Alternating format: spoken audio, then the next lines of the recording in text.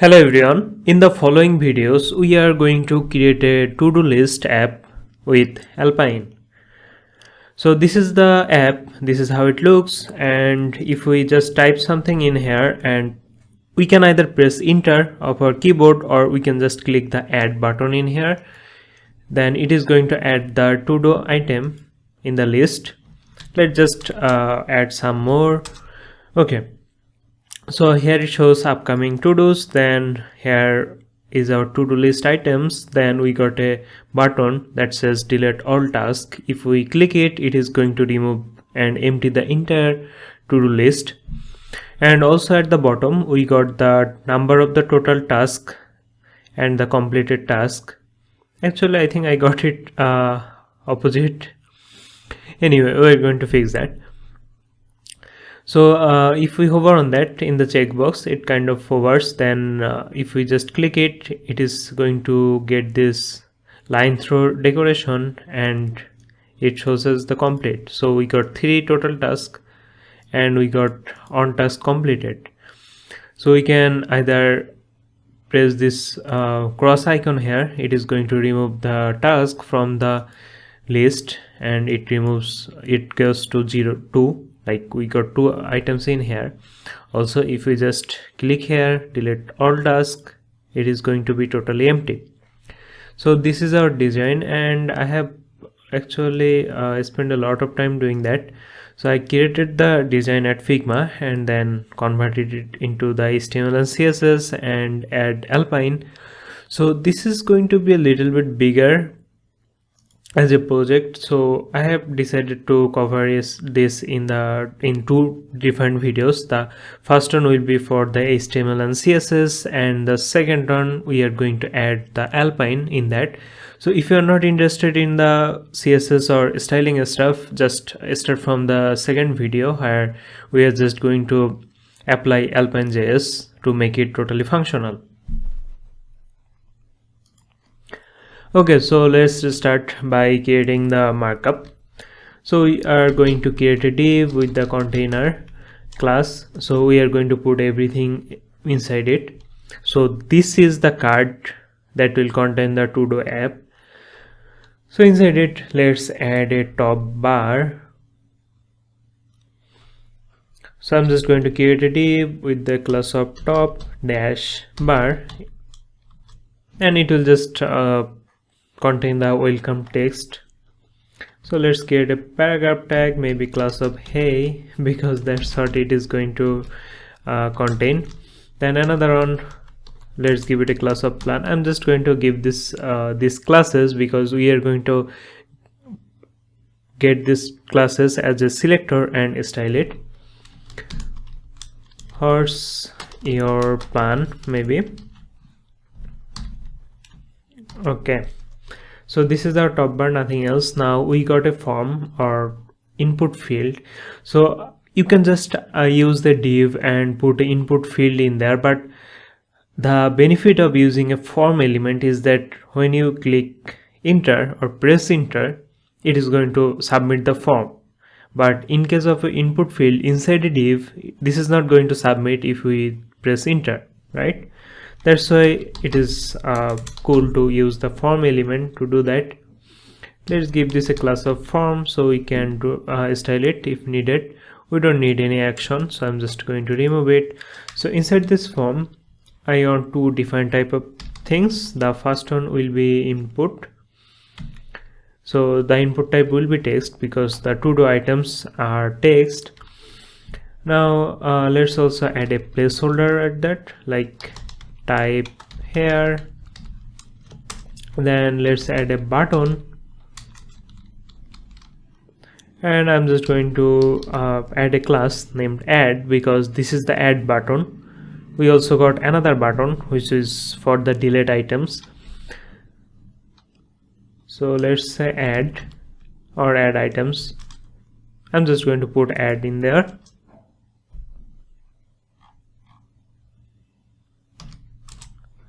Okay, so this is our form, and after the form we got a text called the upcoming to-dos, right? So let's use a paragraph tag. Let's give it a class of upcoming. inside it, let's type out something: upcoming to-dos or to do, anything. Okay, after the paragraph tag, we are going to use a div with the class of list. So this is the div which will contain all the list items, like the to-do list. So this is a little bit tricky. So we want a checkbox at the left side, then there will be the text which will be our to do, then at the right side we got a cross button, right? So at first let's add a label. Let's name it checkbox, and we are not going to use the default checkbox by the HTML or the browser. We are going to style it ourselves. So inside it,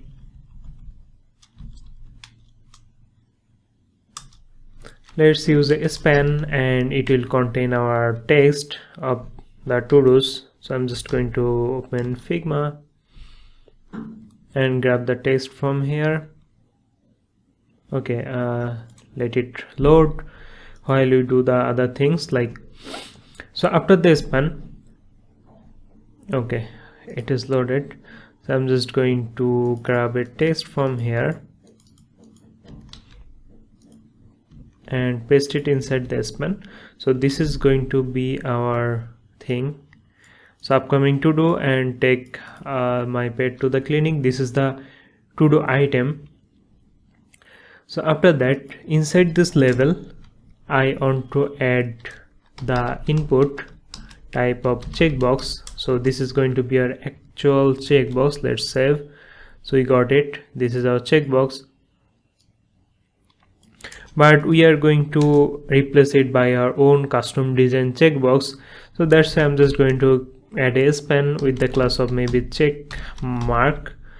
So we are going to hide the default checkbox, which is this box in here, and we are going to replace it by this span class checkmark. So we are going to style this span to replace the default checkbox. Okay, so after finishing up the label, let's add a button here with the class of remove. So this will be the red, okay, this on this cross. So I'm just going to use hero icon for that. This is our hero icon. We just want to use the X circle. Let's just copy it as a SVG and then close it. We don't need that anymore. So inside the button, let's just paste the SVG and run the beautify to make them align properly.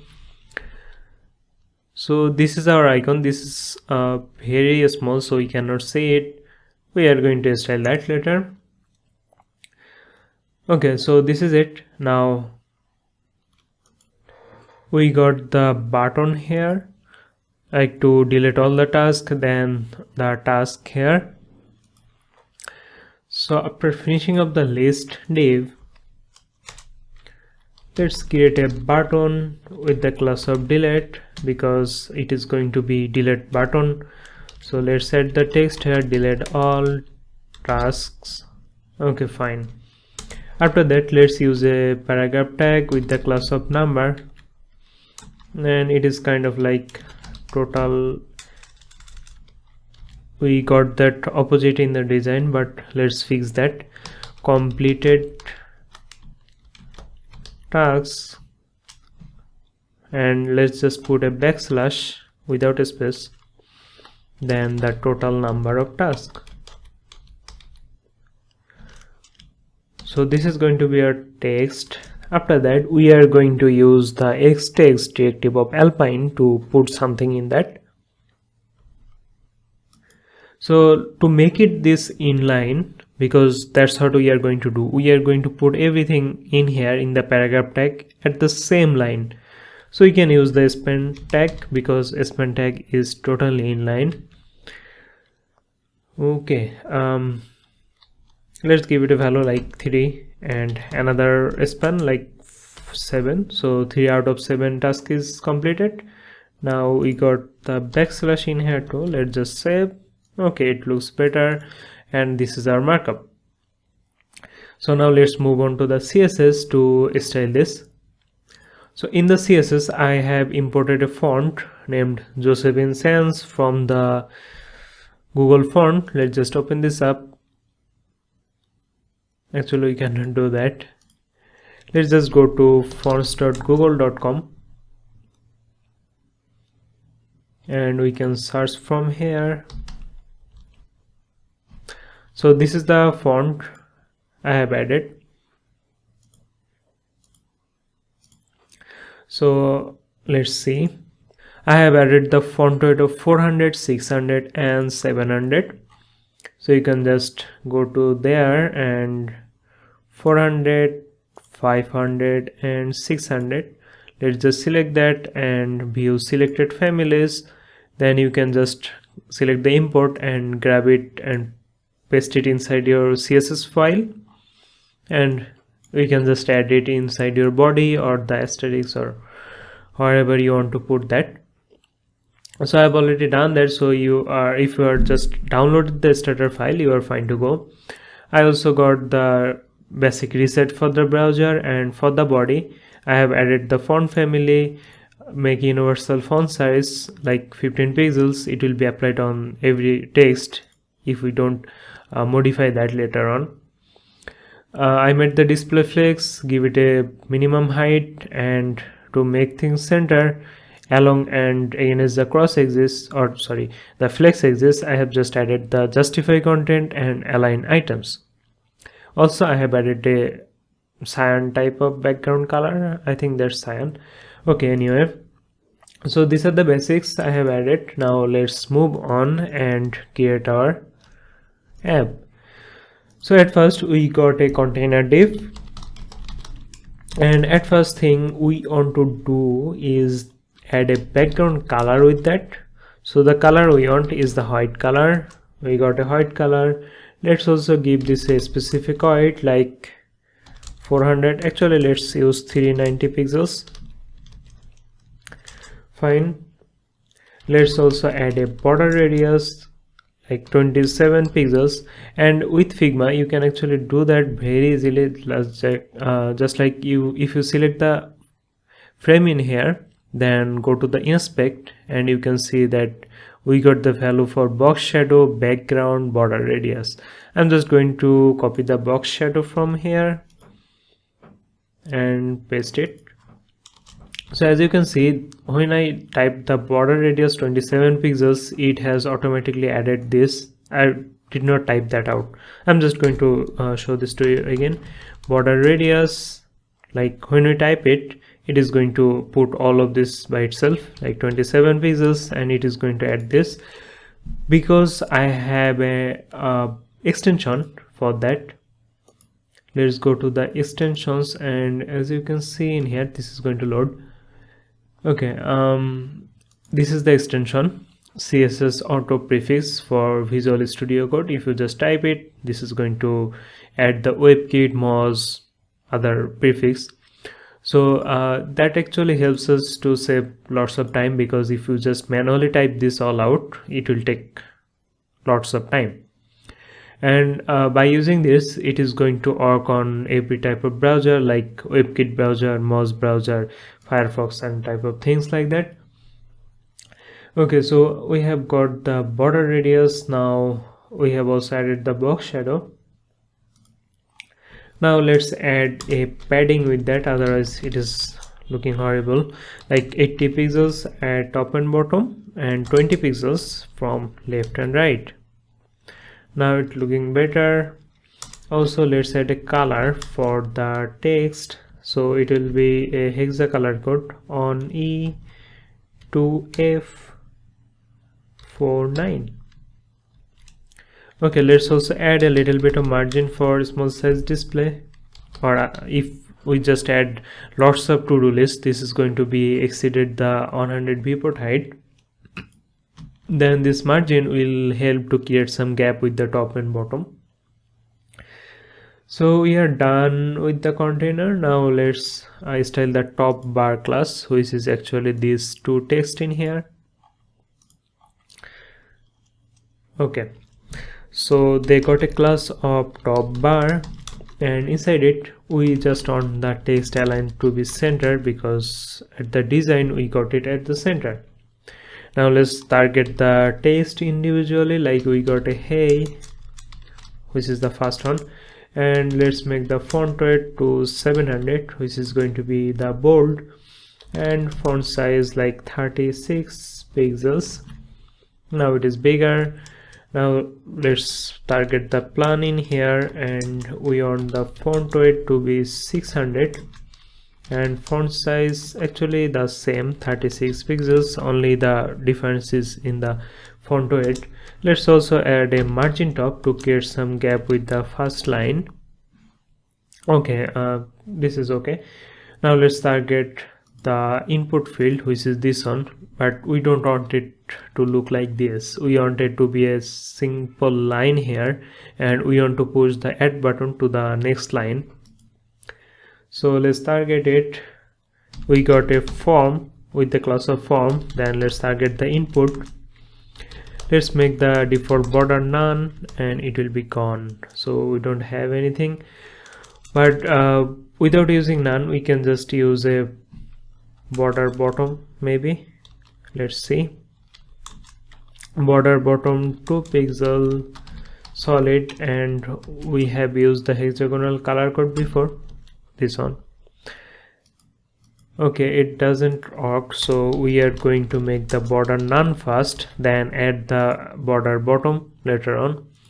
So we got a border bottom here.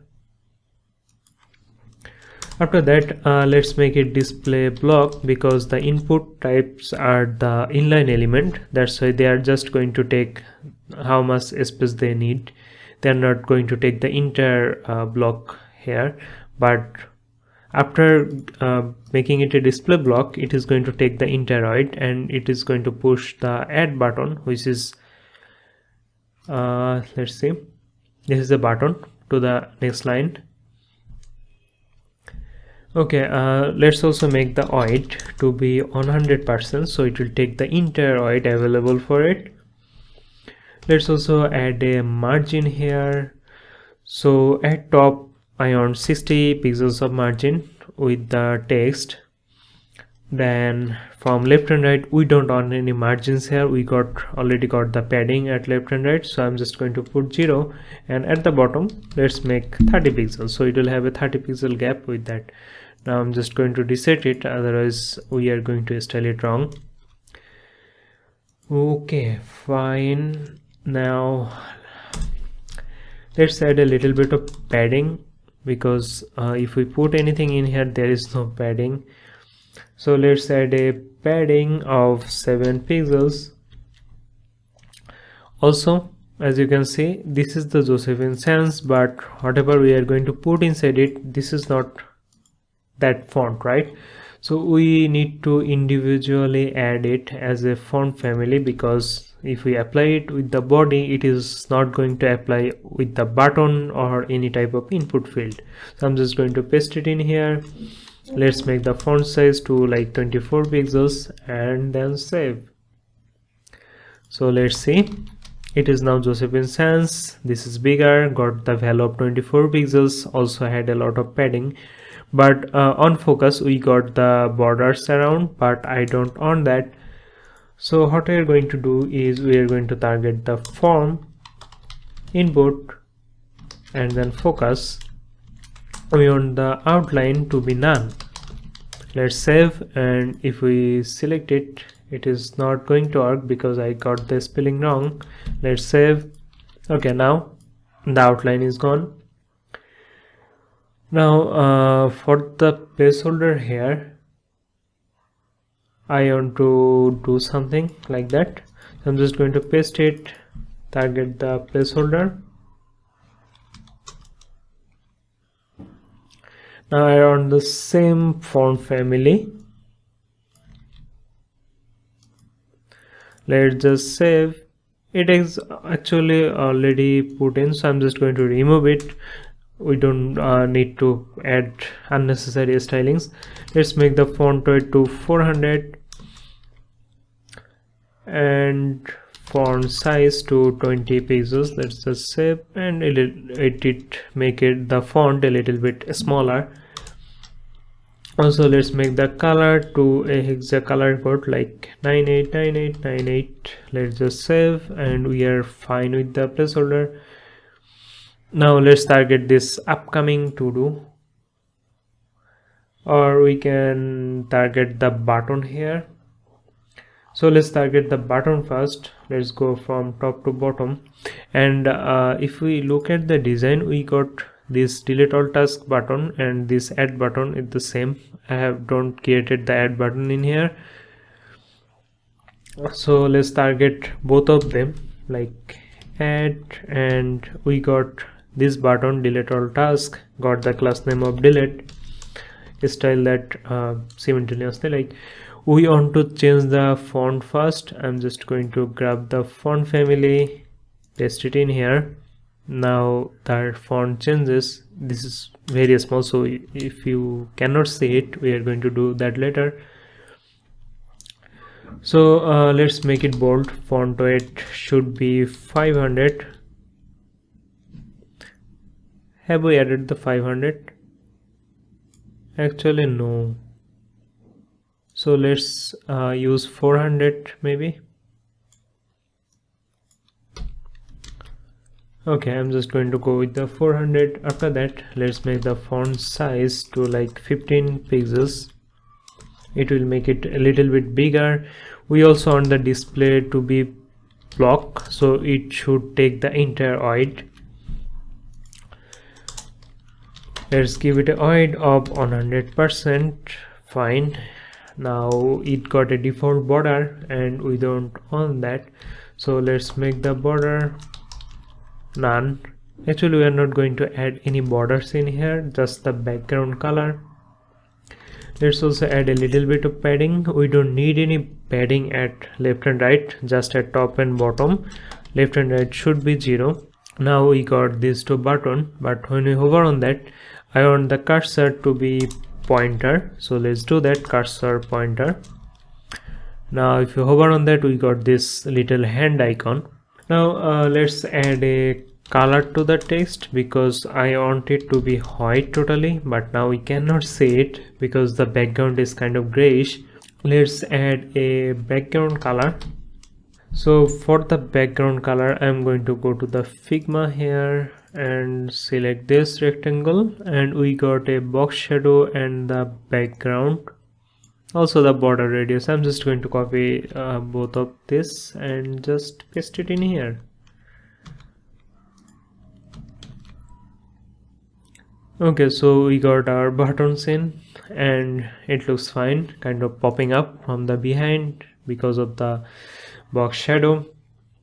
Let's just type it as it is, and let's also add a little bit of transition because on hover I just want to change the box shadow. So like all 0.4 second is. Now let's change the box shadow on hover. So I'm just going to copy the box shadow and target the both of this. Like we got a add button and hover, we also got a delete button and hover. Now let's paste it. I'm just going to make it like 0.4. okay, it is kind of popping up while we hover on that, so it is going to be okay. Now let's do the hardest thing I think we can do in here to style this checkbox. But before doing that, let's make this upcoming to do a little bit bigger. So we got a class for that, upcoming. Let's make the font weight to 400, font size to 20 pixels. Okay, it is bigger now. Let's make the color to this color. That doesn't make any difference, so I'm just going to remove that. We could actually add that color in the body. Okay, we did it with the container, so we don't add it repeatedly over the project. It is already applied whatever inside the container. Okay, font size, color, let's also add a little bit of padding at the top, like 36 pixels and 00. This is going to just, we can also use the padding top and 36 pixels. It is going to do the same. Okay, now let's target the checkbox in here. We got this checkbox, we are going to remove it, hide the default checkbox and create our own checkbox. So let's do that. At first, let's see the structure in here. We got a label with the class of checkbox. Inside that we got a span which actually contains the text. Then we got the input type checkbox, then a span class with the class of checkmark. Fine. Now let's target the checkbox, which is the enter thing, and make it display flex. So we can actually put them in the same line here. Align items should be center. Also, let's give it a position of relative. So we are going to position the checkmark absolute to this checkbox. That's why I've just added the position of relative with that. Let's add a little bit of padding with that, like padding to the left, like 35 pixels. So I have just pushed it to the left side because, sorry, to the right side by adding a padding left. We are going to add our check mark or checkbox in here. We are going to do that in a minute. Let's also add a margin bottom to create some gap with the next thing, like 4 pixels. Let's make the cursor, actually let's make it a pointer. Okay, so we are done with the checkbox. Now let's target the input checkbox and input. So we are going to make it totally invisible, right? So let's give it a height of 0, height of 0. Let's also make the opacity to 0. Now we cannot see anything, but it is actually there. Let's comment all of this for now. We are going to do that later, otherwise this is kind of feel confusing. Now let's target the span with the class of checkmark. Okay, so if you want to create a default or custom design checkbox, then this is how you are going to do that. So you are going to hide the default on and replace it by another on that you have just styled. So here the default on is the input type checkbox. This is the default on. We are going to hide it and we are going to add this as a replacement of that input type and style it ourselves, so it looks like however we want. So in the checkmark, let's make it position absolute because we have given this the position of relative, and we are going to position these checkmarks relatively to the checkbox, which is the entire thing. So position absolute, let's add a background color EE. This is the white color. Okay, let's give it a specific height and height, like 25 pixels. Height should be 25 pixels. If you want to make it a square shape, this is how you are going to do it. So this is the thing. I think you can see it. Okay, we want to make it rounded. That's why we are going to add a border radius of like 50%. Let's save. Now it is totally circle. Now let's position it. From top it should be 0, and from left it should also be 0. So it kind of starts from here because that's the left 0. We just put this enter thing to the right side by adding a padding left of 35 pixels, but this checkbox got the enter white, right? So the left 0, that means it will start from here, and that's how we are going to put our custom checkmark. Okay, so let's also add a background color with that. So check box, when you hover on that, we are going to style the input. Let's use this selector because we are going to target the check mark, and we are going to add a background color with that, like CCC. Let's save. When you hover on that, it is going to get this grayish color. But when we are going to check it, we want a different type of background color, like this color here. So let's just copy and paste. But now we got the input. After that, let's use checked. So whenever this is going to be checked, we are going to target the check mark and change the background color to 2 on 96 F3. Let's just save. Okay. Whenever checked, this should be like that, and on hover it is going to get this grayish kind of value. But this is not currently working because I got the hover here. We don't want that. Let's just remove the hover, and while the checkbox is checked, this is going to take this value. So we also want to put the tick sign inside the circle. So let's target the check mark, and we are going to use a after pseudo element to put the tick in here. So let's make the content blank, position should be absolute. Let's just save.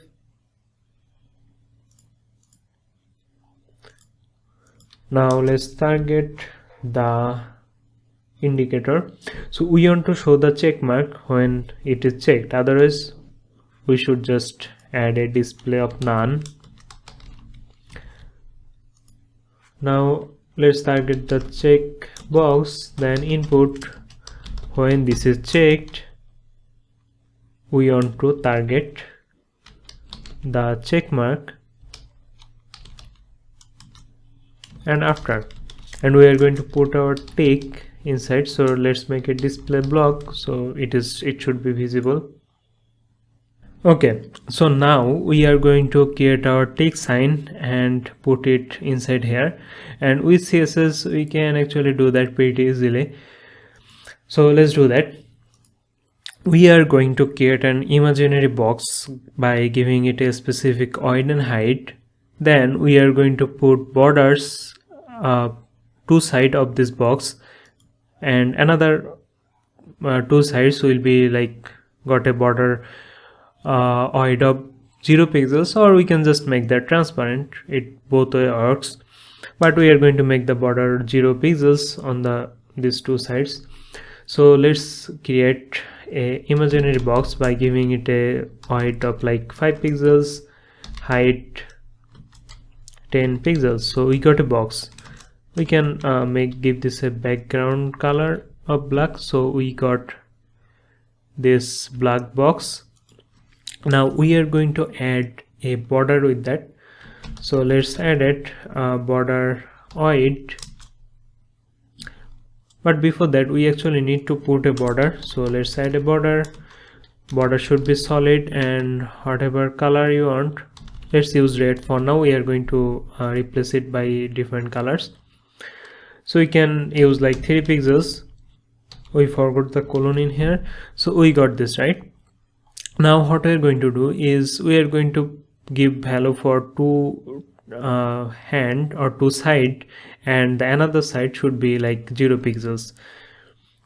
So let's use 0, so that will make the top 0 and also bottom 0. But we can actually give 4 values. The first one will be for top, right, bottom, left, right? So we want 3 pixels again and 0. That will make two sides totally invisible, the top and the left, but we got 3 pixels of border in this way, And now we can just rotate it a little bit. So we can use the transform and rotate like 45 degree, and we got our tick sign. So what we are going to do is we are going to remove the background color, we don't need that, and we are going to give it a color of white because we want a white tick sign, and this is our tick sign. Now we can just position it by giving it a value from the left like 9 pixels, and from top 5 pixels. It should be at the center, and it is. So we got a display none, and whenever we are going to check it, like when it is checked, it is going to be display block and it is going to be visible. So we don't need that anymore, so we are going to make this totally invisible. Now it is gone. Let's just reset this. Okay, fine. Now let's see our markup again. We got this list. So we got this list div, and inside the div we got this label with the checkbox and the cross button, which is somewhere invisible in here. So they got at the same line, right? So what we are going to do is we are going to give this list a display flex, so we can actually position it properly. So let's target the list and give it a display flex. Now they should be at the same line, and it is, although we are not going to make it actually here is the icon. So we are going to push it at the different way, so it is around the flex axis, so we have to use the justify content and a space between. Let's just save, and now the icon at the right side. So it got the button with the class of remove. So let's do that. Let's target the button with the class of remove, and let's target the SVG first. We are just going to make it bigger by giving it a width of 26 pixels. Let's also give it a color of red, but the button by default got a background color and a border. So let's target the button with the class of remove and make the background color transparent. Also the border should be none. Whenever we are going to hover on that, we want the cursor to be a pointer, and we are done with that. Fine. Now let's style this. So we got a class of number, I think. Okay, paragraph tag with the class of number. I just want the background color to be totally white, that's like F, and we are going to add some border radius and box shadow. So we also want the text to be at the center. Let's add a little bit of padding. So we just want the padding at top and bottom, left and right should be 0. This is kind of invisible, so let's grab the box shadow, and I think the box shadow is different, so let's just grab it from here. Let's just copy along with the border radius and paste it.